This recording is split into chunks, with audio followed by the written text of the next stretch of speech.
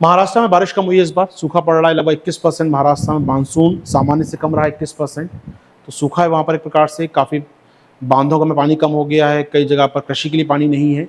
तो महाराष्ट्र सरकार विचार कर रही है अगेन फिर से क्या करने के लिए, मेघ बीजन या क्लाउड सीडिंग करने के लिए। अब ये मेघ बीजन क्या होता है या क्लाउड सीडिंग क्या होती है, ये शब्द बार बार चर्चा में आ चुका है, पहले भी लास्ट में चर्चा में आया था। मेघ बीजन या क्लाउड सीडिंग कुल मिला के कृत्रिम वर्षा कहा जाए तो, आर्टिफिशियल रेन कहा जाए तो अच्छा रहेगा इसको। तो सरकार कृत्रिम वर्षा कराना चाहती है यहाँ पर महाराष्ट्र में।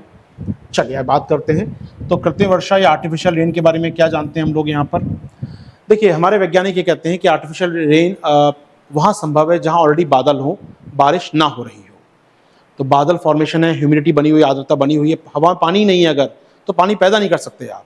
हवा में पानी है, बारिश नहीं हो रही है, बादल नहीं बन पा रहे हैं, संघनन नहीं हो पा रहा, कंडेंसेशन नहीं हो पा रहा, वो आप कर सकते हैं आर्टिफिशियल रेन के द्वारा।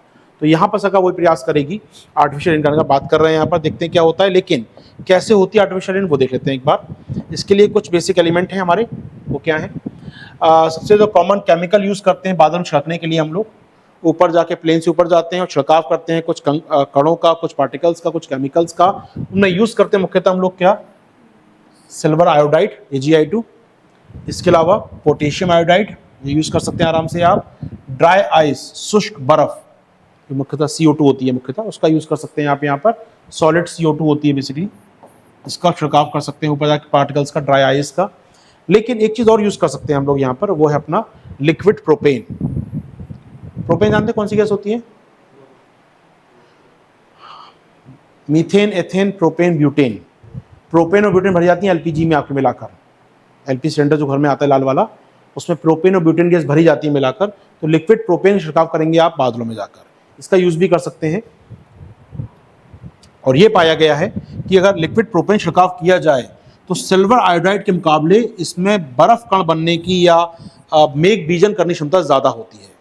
तो ये रिसर्च में सामने आया है कि लिक्विड प्रोपेन का यूज किया जाता है, लिक्विड प्रोपेन का हम यूज करें, it can produce ice crystal at higher, कहना चाहिए मुझे यहाँ पर, टेम्परेचर देन सिल्वर आयोडाइड। जी हाँ, तो काम कर सकते हैं यहाँ पर। तो ऑफकोर्स तापमान ज़्यादा भी है ना, तब भी आप क्रिस्टल पैदा कर सकते हैं मुकाबले AgI2 के, मुकाबले सिल्वर आयोडाइड के। तो सिल्वर आयोडाइड के मुकाबले कहा जाए तो ज़्यादा क्षमता है किसकी, लिक्विड प्रोपेन की। C3H8 होगा इसका फॉर्मूला मेरे ख्याल से, C3H8 प्रोपेन। इसमें ज़्यादा क्षमता होती है अधिक तापमान पर भी मेघ बीजन करने की। तो महाराष्ट्र का तापमान अधिक रहता है तापमान सामान्यतः, तो वहाँ भी आप पैदा कर सकते हैं इसकी सहायता से, हो पाएगा। तो ये हम यूज़ करेंगे, उम्मीद करते देखते हैं क्या होगा यूज़। लेकिन अभी तो प्रस्ताव आया है, केवल यूज़ करेंगे नहीं करेंगे, देखते हैं हम लोग क्या करने वाले हैं।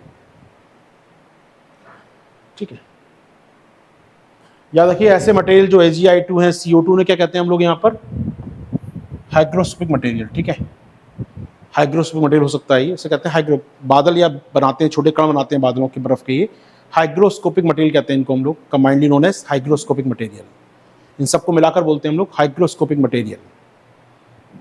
इन सब कणों को मिलाकर बोलते हैं हम लोग हाइग्रोस्कोपिक मटेरियल।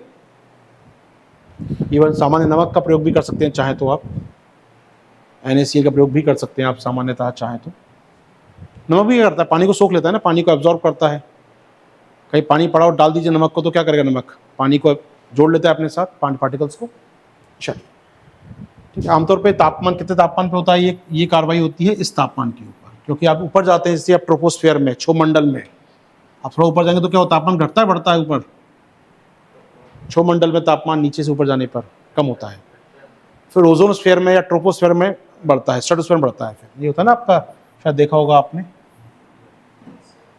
ऊपर जाने तापमान कम होता है, फिर जब पहुंचते हैं आप समताप मंडल में, फिर तापमान बढ़ना शुरू होता है ओजोन लेयर की वजह से, फिर तापमान घटता है। ये पढ़ते हैं हम लोग बचपन से। तो जो क्षोभ मंडल होता है यहाँ पर, ये क्षोभ मंडल तक तापमान कम होता जाता है, फिर क्षोभ सीमा आती है, फिर तापमान बढ़ना शुरू होता है। तो यहाँ पर तापमान कितना होता है लगभग क्षोभ सीमा पर, 20 से 60 डिग्री के आसपास। तो यहाँ छिड़काव करेंगे पार्टिकल्स का आप, तो बादल बनना शुरू हो जाएगा। चलिए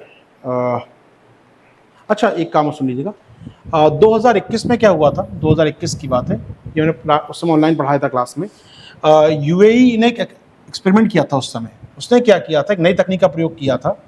उसने drone equipped with a payload of electric charge mission, उसने विद्युत आवेशित कणों को प्रवाहित किया था बादलों के अंदर, बिजली गड़ की बादलों में, और बादलों में पानी बनना शुरू हो गया, पानी बरसना शुरू हो गया। तो एक नया प्रकार का एक्सपेरिमेंट था, सफल रहा था काफ़ी उसका ये। तो उसने ड्रोन का प्रयोग किया था विद्युत आवेशित कणों को प्रवाहित करने के लिए। तो ये एक प्रकार से पेलोड उसने यूज़ किए थे यहाँ पर, ठीक है।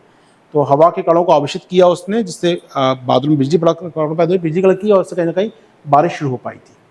तो मेरा यूएई ने एक नया प्रयास किया था ये। इसने कहा था यहाँ पर हम यूज़ करेंगे इलेक्ट्रिक चार्ज पार्टिकल्स को, तो विद्युत आवेशित कणों को भी यूज़ कर सकते हैं वो लोग, ये बात कही।